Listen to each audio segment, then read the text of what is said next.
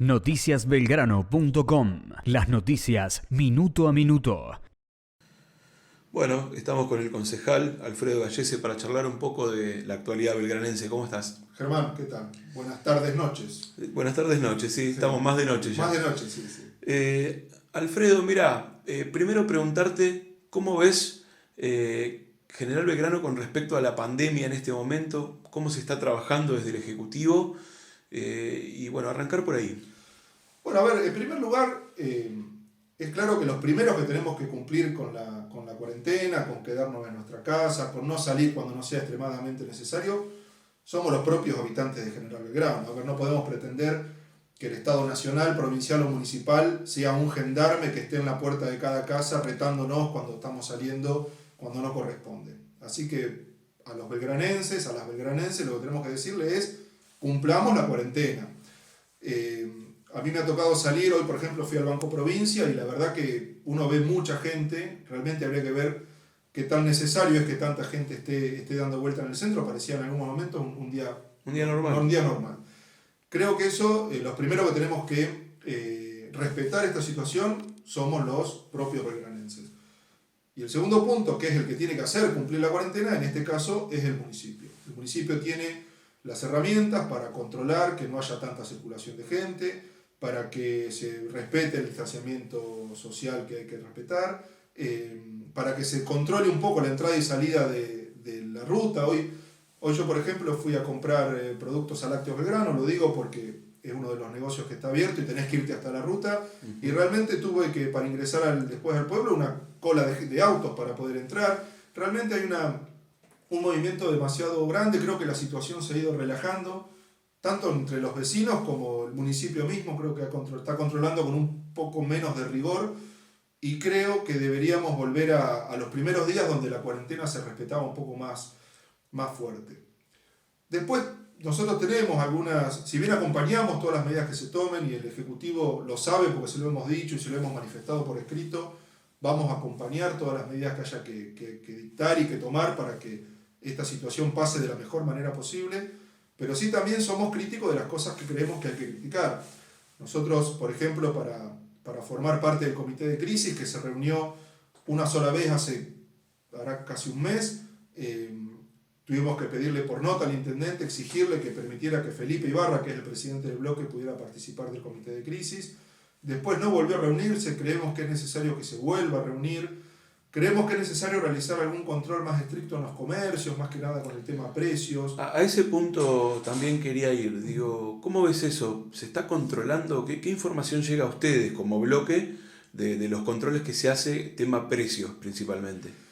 Nosotros recibimos de vecinos que nos envían sus mensajes y sus quejas de que hay comercios que han subido el precio de algunos productos esenciales, y han subido por demás de lo que lógicamente deberían haber subido con una inflación de 2 o 3% mensual. Aparte, el municipio tiene los precios de referencia. El Estado ha generado una lista de precios de referencia de productos esenciales que son los que deberían ser controlados. Creemos que ahí tiene que haber un control más estricto.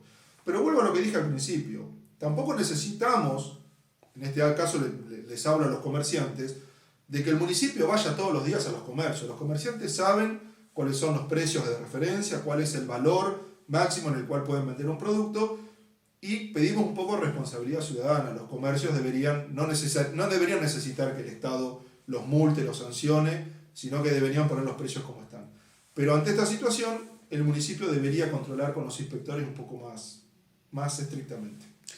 Me tocó charlar por ahí con un comercio del centro que vende cuestiones de limpieza, higiene y demás, y lo que me decía el comerciante era que a él le recargaban mucho los proveedores. Bueno, pero el sistema prevé para esos casos que el proveedor pueda demostrar con la factura de compra del producto que ese producto se lo encarecieron por más teniendo en cuenta una lógica ganancia que tiene que tener el comerciante, que el proveedor ya se lo encareció. Y el decreto presidencial permite ir hacia la cadena de compra. En ese caso, la sanción o la multa va a ir o hacia el proveedor o hacia el fabricante si es que lo vendieron en la cadena de venta más alto de lo que establece la normativa. Así que si el comerciante como argumento tiene que lo tuvo que comprar más caro y por eso tuvo que subir el precio, la ley le permite, en este caso al Estado, elevar la correspondiente denuncia hacia hacia la cadena de distribución o hacia el productor del elemento que se vendió más caro de lo que corresponde. Muy bien, bueno, otro de los temas que está dando vuelta estos últimos días es la cuestión de salud, el tema hospital. Creo que hay varios temas que se han hablado, entre ellos un hisopado que se hizo, según tenemos entendido, de forma incorrecta. Digo, ¿cómo ves la salud? Bueno, a ver, Belgrano cuenta con algunas ventajas y algunas desventajas, ¿no? En primer lugar, tenemos un hospital municipal que ya tiene más de 100 años, que tiene profesionales de primer nivel. Realmente Belgrano siempre ha tenido, por suerte, muy buenos profesionales, y creo que las personas que están a cargo de la salud de Belgrano, desde siempre, pero la que está hoy actualmente, es gente que en la parte médica es incuestionable, son excelentes profesionales. Ahora también, ser director o funcionario de un hospital tiene una parte que es el ejercicio de la función pública, que no tiene tanto que ver con el ejercicio de la medicina, y ahí es donde nosotros vemos algunas falencias importantes. El caso este que vos contás, creo que es la chica policía, que le tomaron mal el hisopado y lo tuvo que hacer de vuelta, seguramente pasa muchas veces que cuando se va a tomar una muestra, si la muestra se toma mal, se tiene que hacer de vuelta.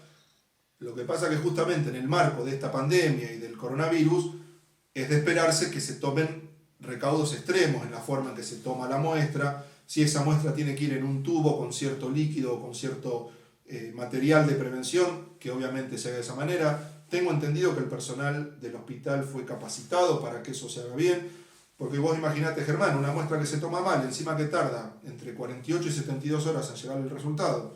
Si ahora hay que mandarlo de vuelta, tenemos a una persona o aislada o que no está aislada y está con riesgo de contagiar, y no tenemos el resultado lo más rápido posible. Claro, de hecho, perdóname, esta chica está en Dolores ahora, pues vive en Dolores, reside en Dolores, y el hospital de Dolores no le quiere rehacer la muestra porque dice que hoy no presenta síntomas. Claro, hay un protocolo que se ha instrumentado, supongo que es para un tema de cantidad de test que se pueden hacer, pues lo ideal sería que se hagan más test de lo que se están haciendo, eso es cierto, pero al no tener síntomas, el protocolo dice que no hay que hacerle el nuevo test, tomarle la muestra, con lo cual ahora está, por lo que ella publicaba en las redes, está aislada, sin poder estar con su hijo, sin poder trabajar, pero sin tener la certeza o no de si tiene coronavirus. La verdad que sería interesante que se le pudiera hacer el test, porque ella estuvo viniendo a Belgrano cierto tiempo, estuvo en contacto con policías acá de Belgrano, que a su vez esos policías estuvieron en contacto con su familia,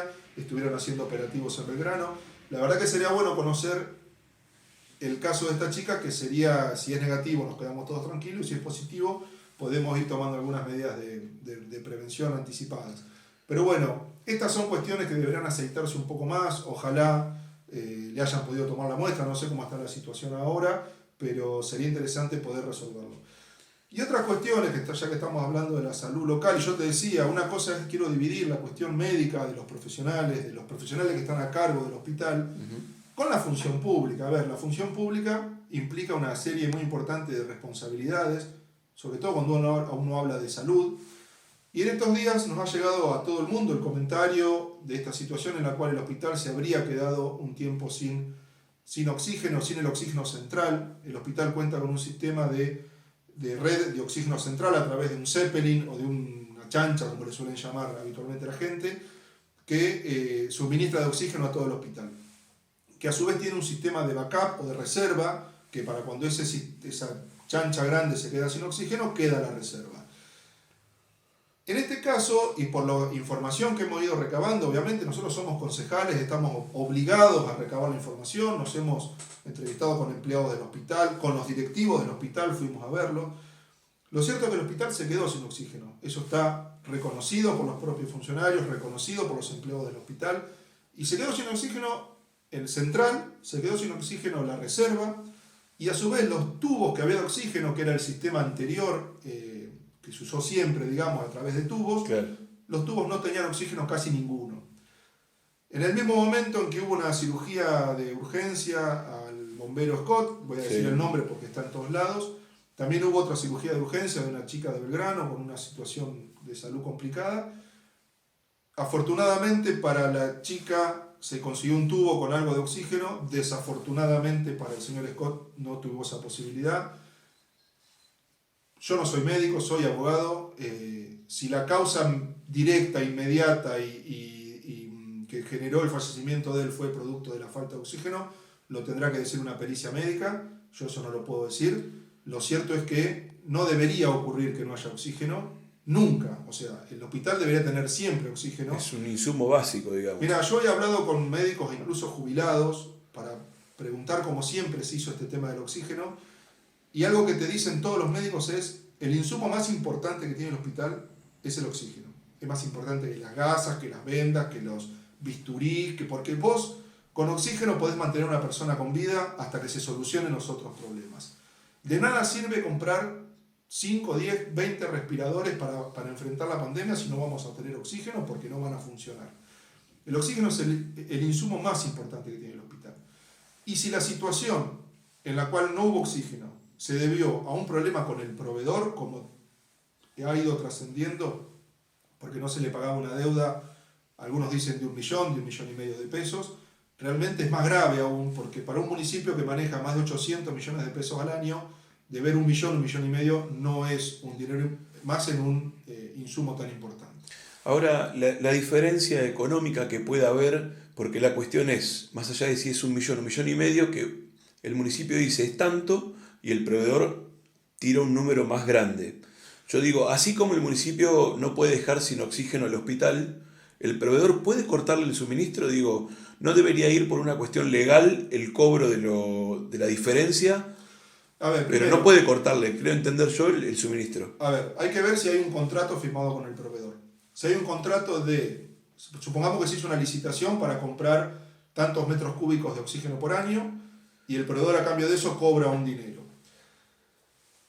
Si al proveedor se le debe, y se le debe una cifra, si hablamos de 1,5 millones, el año pasado el municipio gastó entre 5 y 6 millones de pesos en todo el año de oxígeno. Ajá. Con lo cual deberle 1,5 millones de pesos es un porcentaje importante en una facturación de 5 millones. Seguramente el contrato o la licitación establecen que la obligación de suministrar oxígeno rige en la medida que el municipio no genere una deuda que supere cierto porcentaje del contrato. Ahora bien, la duda entre si es 1 millón, 1,5 millones o 2 que reclama la empresa, muchas veces ocurre porque el municipio tiene todo un sistema de registrar la deuda que es muy lento. Desde que el proveedor deja el producto y deja la factura, y eso pasa por la oficina administrativa del hospital, la oficina de compras, por presupuesto, por tesorería, por contaduría municipal, suele haber un desfasaje entre lo que reclama el proveedor y lo que figura por sistema del municipio.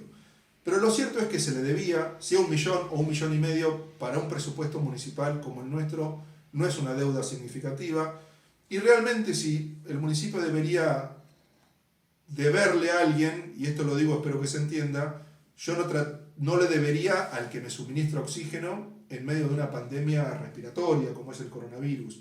Creo que buscaría la forma de negociar o hablar con otros proveedores, pero no hacer que el proveedor que me vende oxígeno esté enojado o no venga, o darle argumentos para que no me suministre oxígeno.